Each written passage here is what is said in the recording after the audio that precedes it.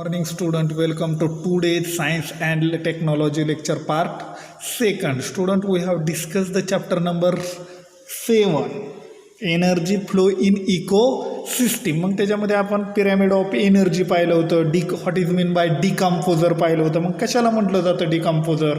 तर आपण काय कशाला म्हटलं जातं तर after the death of apex consumer their energy become available to decomposer. म्हणजे त्यांनी सांगितलं की अपेक्स कंझ्युमरची डेथ झाल्यानंतर ती अपेक्स कंझ्युमरमधली जी एनर्जी आहे ती अपेक्स कंझ्युमरमधली एनर्जी कुणाला अवेलेबल होते?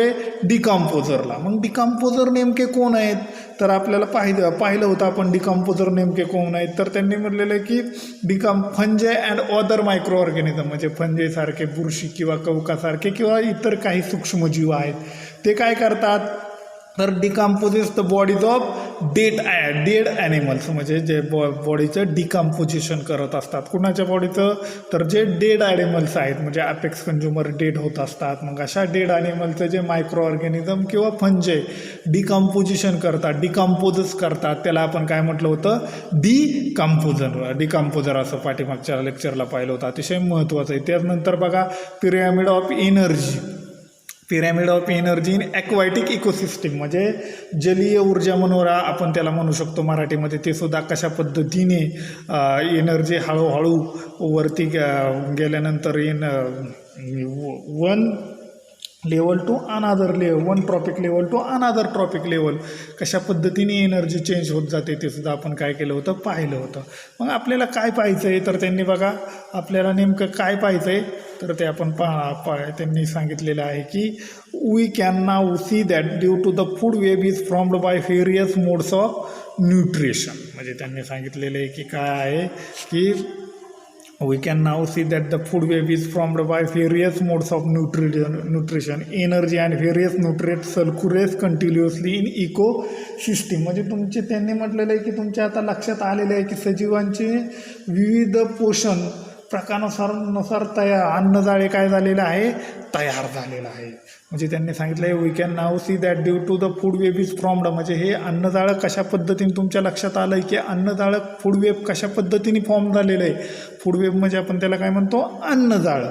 मग त्यांनी म्हटलं we can now see that due to food web is formed by various modes of nutritions. कशा पद्धतीने फॉर्म झालेलं आहे तर वेगवेगळे मोड्स ऑफ न्यूट्रिशन, वेगवेगळे various modes of nutrition, energy and various nutrients, म्हणजे वेगवेगळ्या modes of energy and various nutrients circulate continuously in the ecosystem. म्हणजे त्यांनी सांगितलं की ऊर्जा असेल किंवा इतर अनेक प्रकारची जी पोषक द्रव्य आहेत ते परिसंस्थेमध्ये काय होत असतात?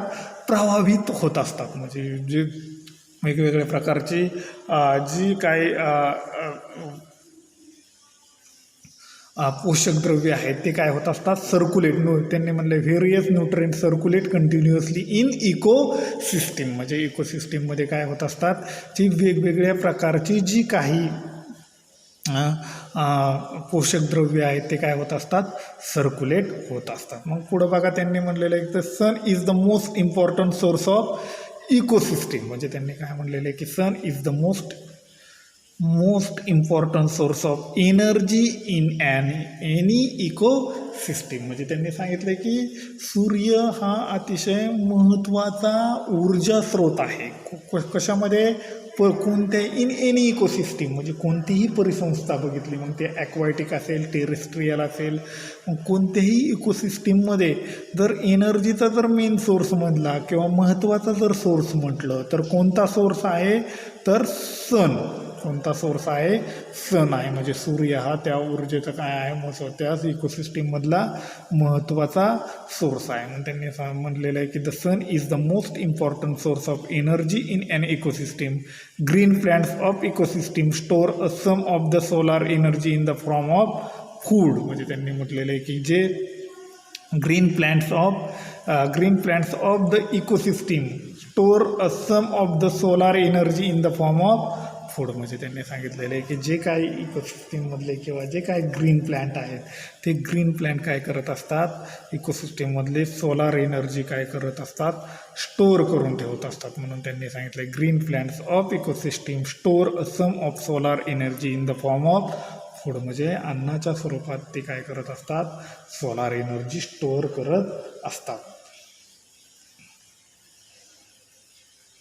ती काय करत, मग त्यांनी म्हणलं बिफोर रिचिंग, पुढं काय म्हटलेलं आहे की बाबा before reaching the decomposer this energy passed from one trophic level to the next. म्हणजे त्यांनी पुढं काय म्हटलेलं आहे की बघा बिफोर रिचिंग द डिकम्पोजर म्हणजे ती काय फूडच्या स्वरूपात जी सोलार एनर्जी स्टोअर करून ठेवलेली आहे, कोणी स्टोअर करून ठेवलेली आहे, ग्रीन प्लॅन्टने स्टोअर करून ठेवलेली आहे. म्हणजे ज्या हिरव्या वनस्पती आहेत त्या हिरव्या वनस्पतींनी जी सोलार एनर्जी म्हणजे सौर ऊर्जाच्या स्वरूपात जी सौर ऊर्जा जी फूडच्या स्वरूपात स्टोअर केलेली आहे, ती जी एनर्जी आहे बिफोर रिचिंग द डिकम्पोजर, मग ती जी ऊर्जा आहे ती डिकम्पोजरपर्यंत पोचस्तवर this energy passed from one trophic level to next. म्हणजे त्यांनी म्हटलेलं आहे की ही जी एनर्जी आहे ती एनर्जी पास होत असते कोणाकडून, this energy is passed from one trophic level to next. म्हणजे एका ट्रॉपिक लेवलकडून दुसऱ्या ट्रॉपिक लेवलकडे काय होत असते, पास होत असते. म्हणजे एका पोषण पातळीकडून दुसऱ्या पोषण पातळीकडे ते जात असते. मग केव्हा जोपर्यंत मग आपण पाहिलं की हिरव्या वनस्पती काय करतात, स्वतःचं अन्न स्वतः तयार करतात. त्यांनाच एखादा भक्षक खातो, उदाहरणार्थ हरिण, आणि हरण्याला जर वाघ खातो आणि वाघ जर डेड झाला, मृत पावला, तर त्याचं काय होतं, डिकम्पोजिशन होतं. म्हणजे त्याची ती जी काही सूर्यापासून मिळवलेल्या एनर्जीपासून हिरव्या वनस्पतींनी स्वतःचं अन्न तयार केलं, त्यांची उपजीविका केली, ते स्वतःच्या गरज भागून त्यांनी काही अन्न स्टोअर केलं. ते स्टोअर केलेलं अन्न कुणी खाल्लं, हरणाने खाल्लं. आणि हरणाने खाल्ल्यानंतर पुन्हा त्या हरणाच्या शरीरामध्ये ते एनर्जीचा काय वापर झाला, ते पुन्हा एनर्जी कशामध्ये त्याच्या शरीरामध्ये स्टोअर झाली. पुन्हा ते हरणाला वाघाने अन्न म्हणून उपयोग केला आणि वाघाच्या शरीरात पुन्हा ती एनर्जी गेली. आणि अशा पद्धतीने आणि ते वाघ शेवटी अपेक्स कंझ्युमर येतो, नंतर काय झाला, मृत पावला आणि डेड झाला. आणि आफ्टर द डेथ, मग डेथ झाल्यानंतर त्याचं काय केलं, सूक्ष्मजीवांनी डिकम्पोजिशन केलं. मग ती एनर्जी जी सूर्यापासून घेतलेली एनर्जी कुठपर्यंत पोचली, डिकम्पोजरपर्यंत पोचली. म्हणूनच त्यांनी काय म्हटलं आहे, this energy passed from one trophic level to next. म्हणजे डिकम्पोजरपर्यंत पोचस्तवर ही एनर्जी एका पोषण पातळीकडून दुसऱ्या पोषण पातळीकडे जात असते. पुढं काय म्हटलं आहे की डिकम्पोजर, त्यांनी म्हटले decomposer dissipate a some amount of energy in the form of heat. म्हणजे त्यांनी सांगितलेले की डिस्पेट म्हणजे काय, उधळणे. डिकम्पोजर काय करतात की सम अमाऊंट ऑफ एनर्जी, पुढे म्हणलेले decomposer dissipate a some amount of energy in the form of heat. म्हणजे हीटच्या स्वरूपात, उष्णतेच्या स्वरूपात ही ऊर्जा थोडीफार ते डिकम्पोजर काय करत असतात, वापरत आहे. ऊर्जेच्या स्वरूपात ते काय करत असतात, बाहेर टाकत असतात. However no part of energy ever return to the sun. म्हणजे ती जी काही एनर्जी आहे ती सगळी एनर्जी पुन्हा सनला रिटर्न केली जाते का, नाही केली जात. म्हणजे त्यांनी सांगितलं की ज्यावेळेस डिकम्पोजिशन करत असतात, कशाचं डिकम्पोजिशन करत असतात की जो काय ॲनिमल्स आहे त्याचं डिकम्पोजिशन करत असतात. आणि ते डिकम्पोजिशन जर काय करत असतात की उष्णतेच्या स्वरूपात ती ऊर्जा काय करत असतात, बाहेर टाकत असतात. परंतु ती बाहेर टाकलेली energy where no part of the energy ever returns to sun. म्हणजे सूर्याला पुन्हा ती एनर्जी रिटर्न केली जात नाही.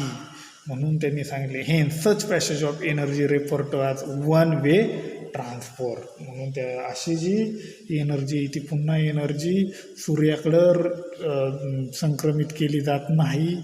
म्हणून अशा एनर्जीचा जो प्रवाह आहे तो कसा आहे, एकेरी स्वरूपाची वाहतूक. ट्रान्सपोर्ट म्हणजे आपण एकेरी प्रवाह किंवा एकेरी स्वरूपाची वाहतूक मानली जाते. म्हणजे जी काय एनर्जी पूर्वी सूर्यापासून मिळवली होती ती सूर्यापासून मिळवलेली एनर्जी मात्र पुन्हा ह्याला दिली जात नाही. कशाला दिली जात नाही, पुन्हा सूर्याकडे माघारी दिली जात नाही. म्हणून त्यांनी सांगितलं सच पॅसेज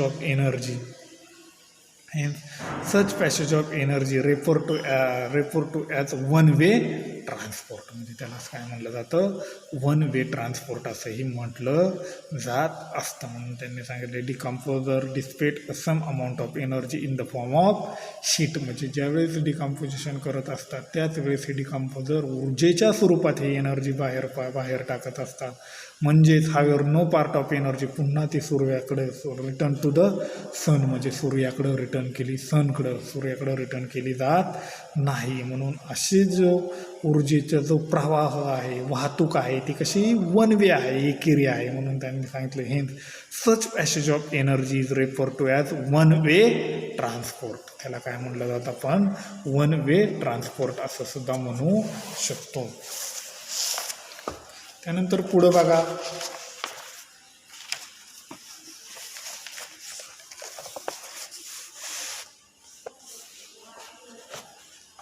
त्यानंतर पुढं त्यांनी सांगितलं आहे की पुढचा जो पॉईंट आहे तो कोणता आहे, बायोजिओकेमिकल सायकल. पुढचा जो पॉईंट आहे तो कोणता पॉईंट आहे, बायोजिओकेमिकल सायकल. मग हे बायोजिओकेमिकल सायकल नेमकं काय आहे, तर आपण त्याला मराठीमध्ये जैव भूरासायनिक चक्र, बायो म्हणजे काय, जैव, जिओ म्हणजे आपण भू, आणि केमिकल सायकल म्हणजे आपण त्याला म्हणू शकतो जैव भूरासायनिक चक्र असं सुद्धा म्हणू शकतो.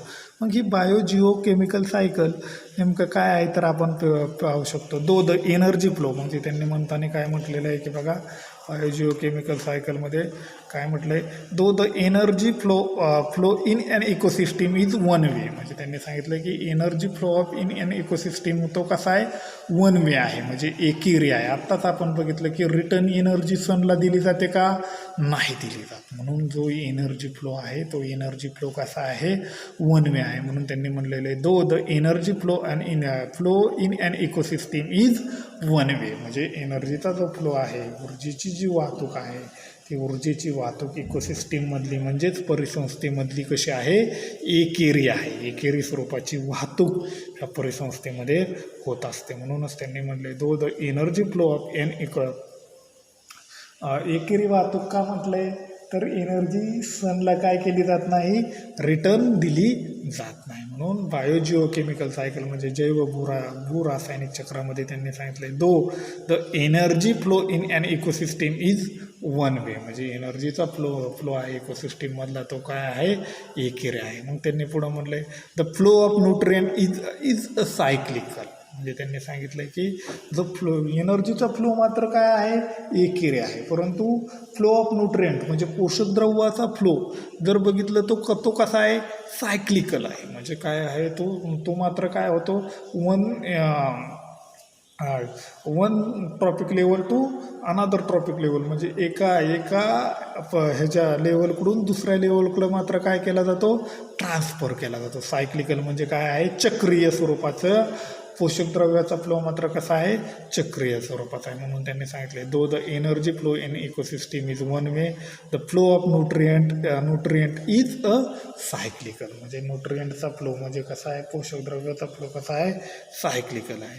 All organism need a nutrients for their growth, म्हणजे त्यांनी म्हटलेलं आहे की सगळ्याच ऑर्गॅनिझमला त्यांच्या वाढीसाठी कशाची गरज असते, न्यूट्रिएंटची गरज असते. मात्र एनर्जीचा फ्लो जरी वन वे असला तरी जो पोषक द्रव्य आहेत त्याला आपण न्यूट्रिएंट्स असं म्हणतो. तो न्यूट्रिएंटचा फ्लो मात्र कसा आहे, सायक्लिकल आहे, चक्रीय आहे. म्हणजे काही पोषक द्रव्य बघा, वनस्पतीमधली काही पोषक द्रव्य प्राण्यामध्ये जात असतात, त्याच प्राण्यांना खाणाऱ्या दुसऱ्या प्राण्यामध्ये आणि त्याच प्राण्यांना खाणाऱ्या तिसऱ्या प्राण्यांमध्ये ती पोषक द्रव्य हळूहळू काय होत जातील, ट्रान्सफर होत जातील. आणि शेवटी ज्यावेळेस हे केल्यानंतर काय होईल, ज्यावेळेस एखादा प्राणी, म्हणजे एक एक्झाम्पल घेतो मी तुमच्या सहज लक्षात येईल. काय एक्झाम्पल घेतो दिसतंय सर्वांना. सुरुवातीला मी इथं म्हणतो ग्रास आहे, काय आहे इथं, ग्रास आहे. हे काय झाला, प्रोड्युसर झाला आहे का नाही, प्रोड्युसर झाला. ग्रासला कोण हे करत आहे, तर इथं मी लिहितो ग्रासला अन्न म्हणून त्याचा उपयोग कोण करत आहे, तर इथं मी लिहितो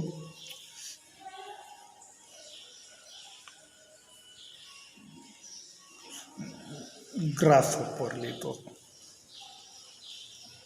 त्यानंतर ह्याच ग्रासला डिअर म्हणजे हरिण लिहितो. मग ह्याच ग्रासहोपरला पुन्हा एखादा ह्याच ग्रासहोपरला जर त्याचं कोण त्याच ग्रासहोपरला मी लिहितो इथं फ्रॉग अन्न म्हणून उपयोग करतो आणि त्यानंतर पुढे लिहितो मी ह्याचा स्नेक. स्नेक नंतर पुढे लिहितो बाबांनो ओल, म्हणजे आपण त्याला घुबड म्हणतो. आणि त्यानंतर अशा पद्धतीने हे काय तयार होईल, काय होईल, फूड वेब म्हणजे अन्न साखळी तयार होईल. आपण त्याला फूड चेन असं म्हणतो. हे डिअर आहे, डिअरला मी इथे लिहितो टायगर लिहितो आणि टायगरचं पुढं काय होईल, डिकम्पोजिशन होईल. पुढं काय होईल, मी डिकम्पोजिशन होताना म्हणतो. मग ज्यावेळेस एक ग्रास आहे, ग्रासमध्ये काय थोड्याफार प्रमाणात ते एनर्जी सूर्यापासून ते हे तयार करत असतील, फूड मटेरियल तयार करत असतील आणि ते तयार झालेलं फूड मटेरियलमधले जे काय न्यूट्रिएंट्स आहेत ते कुठं जात असतील, डिअरमध्ये जात असतील. आणि डिअरमधले न्यूट्रिएंट्स पुन्हा कुठं जात असतील की डिअरला जर टायगरने कंझ्युम केलं तर कुठं जात असतील, टायगरमध्ये. आणि टायगर ज्यावेळेस डेथ होतो त्यावेळेस ते कुठं जात असतील, डिकम्पोजरमध्ये. आणि डिकम्पोजर म्हणजे तुम्हाला माहिती आहे, टायगर डिकम्पोजिशन होतं म्हणजे काय होतं, त्याचं कुसतं आणि मातीत रूपांतर होतं. पुन्हा ही हवेमध्ये मातीमधून जे न्यूट्रिएंट्स आहेत ते पुन्हा कोणाकडे येणार आहेत, ग्रासकडे येणार आहे. म्हणजे अशा पद्धतीने जो फ्लो आहे, न्यूट्रिएंटचा जो फ्लो आहे, तो न्यूट्रिएंटचा फ्लो मात्र कशा पद्धतीने सायक्लिक आहे. मात्र ही जी ॲक्सेप्ट केलेली जी एनर्जी, ती एनर्जी मात्र इकडं ग्रास पुन्हा सनकडे एनर्जी रिटर्न करत नाहीत किंवा डिकम्पोजर पुन्हा सनकडे एनर्जी रिटर्न करत नाही. म्हणून हा जो फ्लो आहे तो त्यांनी कसा म्हटलं आहे, वन वे आहे. कशा पद्धतीने असं काय म्हटलेलं आहे त्यांनी, तो जो फ्लो आहे तो कसा आहे, वन वे आहे. म्हणजे एकेरी अशा पद्धतीचा तो काय आहे, फ्लो आहे. त्यांनी म्हटलं द सायक्लिकल फ्लो. पुढं काय म्हटलेलं आहे की बाबा all organism need a nutrient for their growth. म्हणजे सगळ्याच सजीवांना पोषक तत्वांची काय असते, गरज असते. कशासाठी, त्यांच्या वाढीसाठी गरज असते. म्हणून त्यांनी म्हटलेलं आहे की पोषक द्रव्याचे सगळ्यात जे पोषक तत्वे किंवा पोषक द्रव्य आहे त्या पोषक द्रव्यांची सगळ्याच सजीवांना काय असते, गरज असते. म्हणून त्यांनी म्हटले all organism need a nutrients for their growth. Study the various component in the figure given along side. म्हणजे त्यांनी मागितले की ही जी फिगर दिलेली आहे त्या फिगरमध्ये वेगवेगळे कॉम्पोनंट दिलेले आहेत आणि त्याचा काय करायचं आहे, तुम्हाला स्टडी करायचा आहे. म्हणजे काय करायचं आहे, अभ्यास करायचा आहे. म्हणून त्यांनी सांगितलं आहे की all organism study the various component in the figure given alongside and explain the biogeochemical cycle in your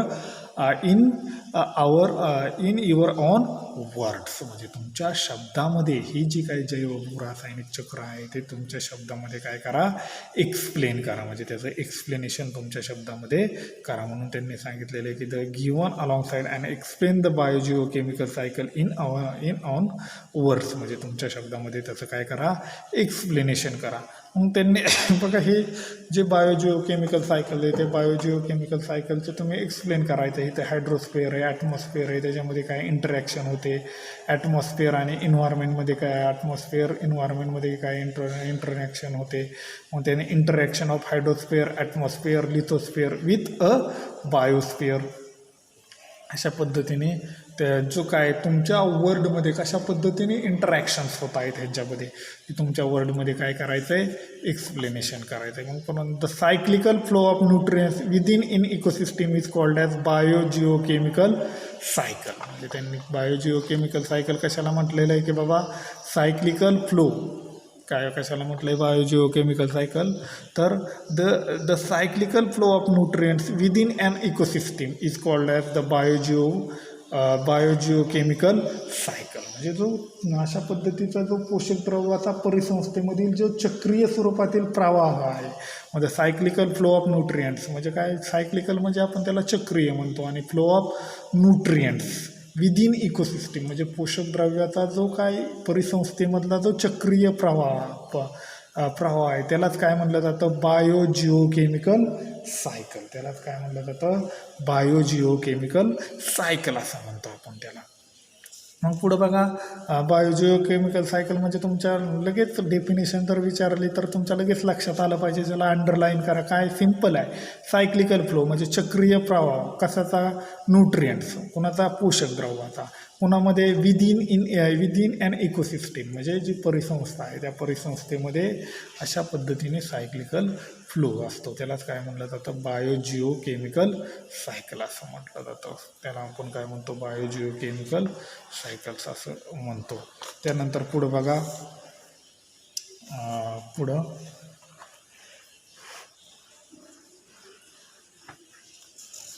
nutrients necessary for growth of organism are continuously transferred from abiotic to biotic factor. म्हणजे त्यांनी सांगितले की nutrients necessary for growth of organism म्हणजे अगोदरच आपण पाहिलेलं आहे की पोषक द्रव्य हे सजीवांच्या वाढीसाठी काय असतात, आवश्यक असतात. म्हणून त्यांनी म्हणले nutrient necessary for the growth of organism are continuously transfer from abiotic to biotic factor. म्हणजे त्यांनी सांगितलं की कंटिन्युअसली हे न्यूट्रिएंट ट्रान्सफर होत असतात. कोणाकडून, अबायोटिक टू बायोटिक फॅक्टर म्हणजे जैविक घटकाकडून अजैविक घटकाकडून जैविक घटकाकडे हे काय होत असतात, ट्रान्सफर होत असतात. म्हणून त्यांनी सांगितलेलं आहे की transfer from abiotic to biotic factor and biotic to abiotic factor within in ecosystem. म्हणजे त्यांनी सांगितलं की हे पोषक द्रव्य आहे, पोषक द्रव्यांचं कंटिन्युअसली ट्रान्सफर होत असतात. म्हणजे जैविक घटकाकडून अजैविक घटकांकडून जैविक घटकांकडे आणि पुन्हा जैविक घटकांकडून अजैविक घटकांकडे.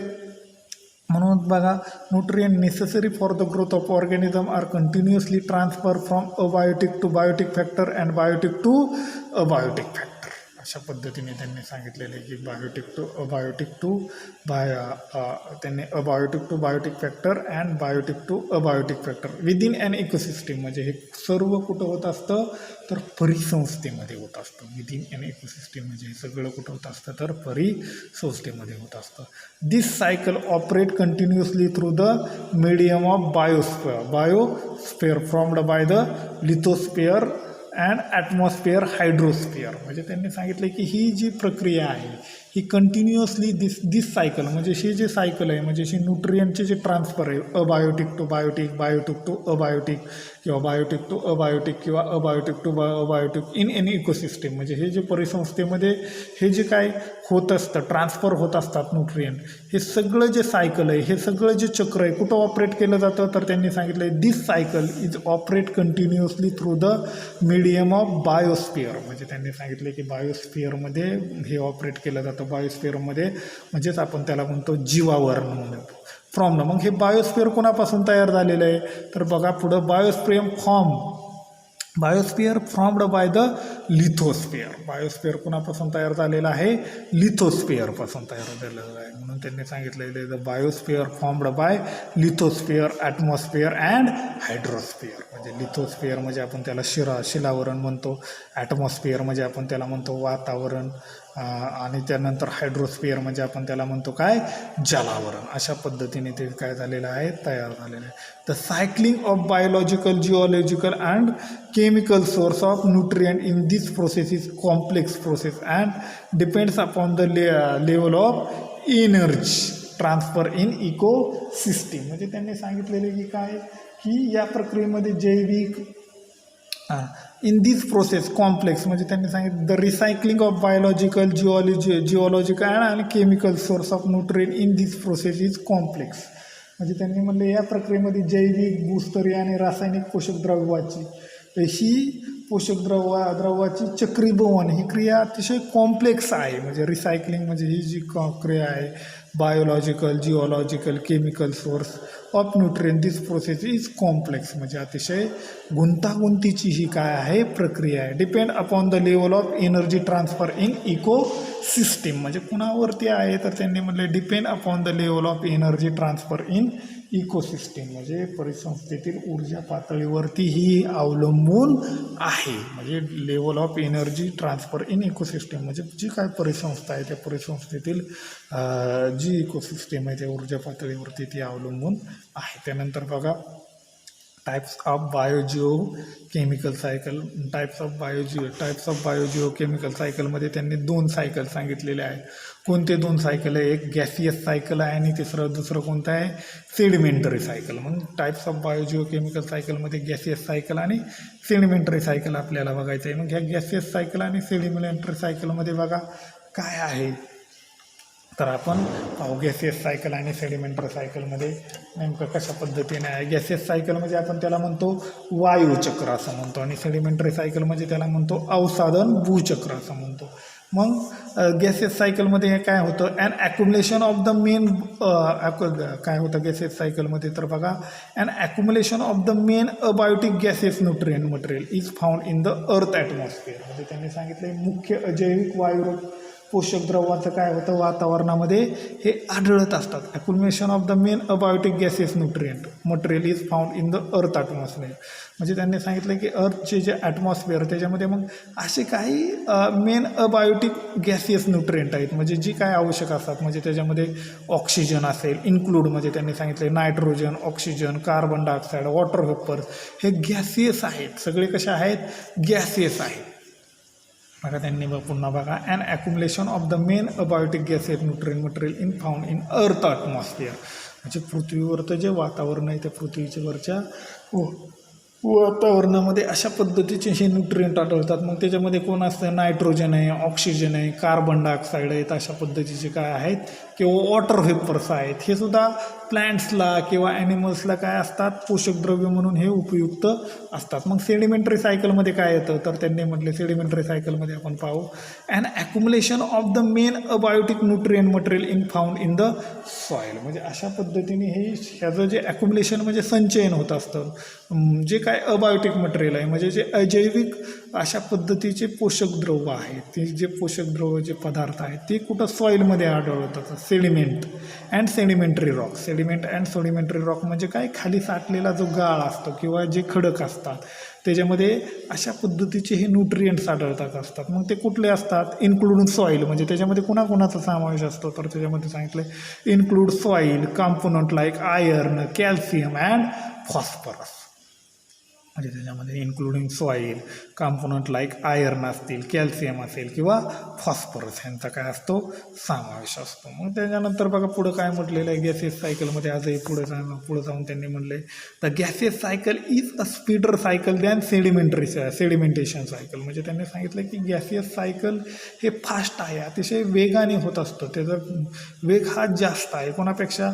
The gaseous cycle is speedier cycle than sedimentation of cycle. म्हणजे त्याच्या सेडिमेंटरी जी सायकल आहे अवसादन भूचक्र आहे त्याच्यापेक्षा मात्र गॅसियस सायकलचा वेग कसा आहे? जास्त आहे. फॉर एक्झाम्पल त्यांनी म्हटलं if CO2 has accumulated in air. म्हणजे कार्बन डायऑक्साईड कुठं ॲक्युमुलेट केला जातो? इयरमध्ये ॲक्युमुलेट केला जातो. Quickly disperse within the wind or absorb by plants. म्हणजे त्यांनी सांगितलं की कार्बन डायऑक्साईडचं संचयन हे हवेमध्ये असतं, परंतु लगेच एका जागेवरून दुसऱ्या जागेवर तो पसरतो, डिस्पर्स होतो, पांगतो आणि the wind absorb by the plants. म्हणजे त्यांनी सांगितलं की हवेद्वारे वाऱ्याद्वारे तो पांगत जातो आणि लगेच त्याला कोण ॲब्सॉर्ब करत असतं? तर प्लॅन्ट्स ॲब्सॉर्ब करत असतात. वनस्पती काय करत असतात? ॲब्सॉर्ब करत असतात. म्हणून त्यांनी म्हटलं की CO2 has accumulated in an air. म्हणजे तो असताना मुळात कार्बन डायऑक्साईड हवेमध्ये असतो, परंतु it is quickly disperse with a wind. म्हणजे वाऱ्याबरोबर तो काय होतो? पटकन पांगू शकतो. म्हणजे ह्याचाच अर्थ काय आहे की गॅसियस सायकल हे सेडिमेंटरी सायकलपेक्षा काय आहे? फास्ट आहे. ह्याचा अर्थ काय होतो की गॅसियस सायकल हे सेडिमेंटरी सायकलपेक्षा काय आहे? फास्ट आहे. आणि मग हे डिस्पर्स झालेला जो कार्बन डायऑक्साईड आहे तो डिस्पर्स झालेला कार्बन डायऑक्साईड कोण ॲब्सॉर्ब करतं? तर प्लॅन्ट्स ॲब्सॉर्ब करतात. म्हणून त्यांनी सांगितलं की ॲब्सॉर्ब बाय प्लॅन्ट्स. म्हणजे कोण ॲब्सॉर्ब करत असतात?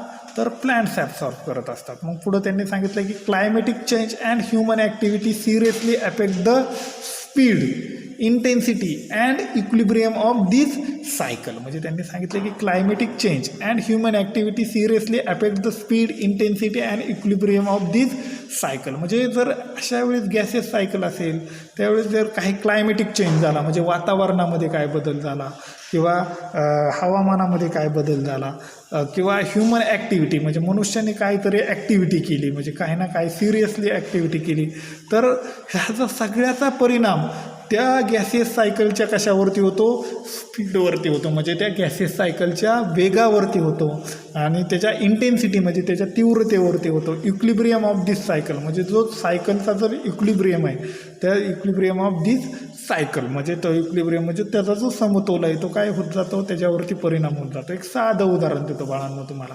बघा, हवेमध्ये कार्बन डायऑक्साईड आहे.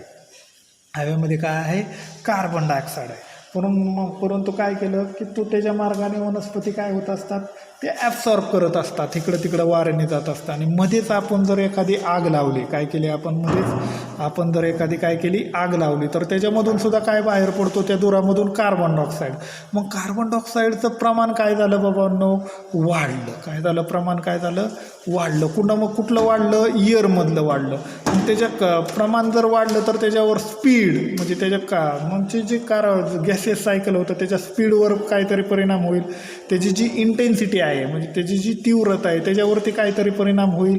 इक्विलिब्रियम ऑफ दिस सायकल म्हणजे पूर्वीचं आपण ह्युमन ॲक्टिव्हिटी केली, आग लागली म्हणजे काय ना काय पेटवलं म्हणजे आपण काय केलं आहे, ह्युमन ॲक्टिव्हिटी केली. आणि पूर्वीचं जे सायकल होतं त्या पूर्वीच्या सायकलचं जे इक्विलिब्रियम होता, समतोल होता, त्याच्यावरती सुद्धा त्याचा काय होईल, अफेक्ट होईल. म्हणून त्यांनी म्हणलं हेन्स व्हेरियस